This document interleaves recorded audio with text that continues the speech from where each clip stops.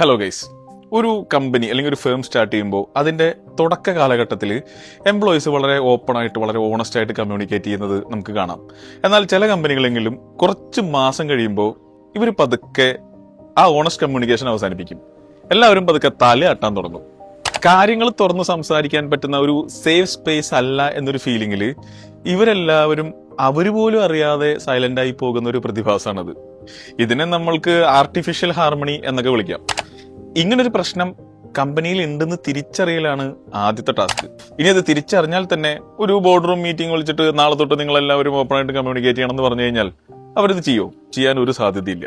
ഈ എംപ്ലോയീസ് ഒരു എക്സ്പീരിയൻഷ്യൽ ട്രെയിനിങ്ങിന് വിധേയരാവുകയാണെങ്കിൽ അതിൽ വരുന്ന ചലഞ്ചുകൾ ഇവർക്ക് കംപ്ലീറ്റ് ചെയ്യണമെങ്കിൽ, ഫിനിഷ് ചെയ്യണമെങ്കിൽ വളരെ ഓണസ്റ്റ് ആയിട്ട് ഓപ്പൺ ആയിട്ട് കമ്മ്യൂണിക്കേറ്റ് ചെയ്യേണ്ടി വരും. അങ്ങനെയുള്ള ടാസ്കുകൾ നമ്മൾ കൊടുക്കാറുണ്ട്. അങ്ങനെ ഒരു സേഫ് സ്പേസ് ബിൽഡ് ചെയ്തെടുത്തു കഴിഞ്ഞു കഴിഞ്ഞാൽ നഷ്ടപ്പെട്ടു പോയ ആ പഴയ ഡൈനാമിക്സ് നമുക്ക് തിരിച്ചു കൊണ്ടുവരാൻ പറ്റും.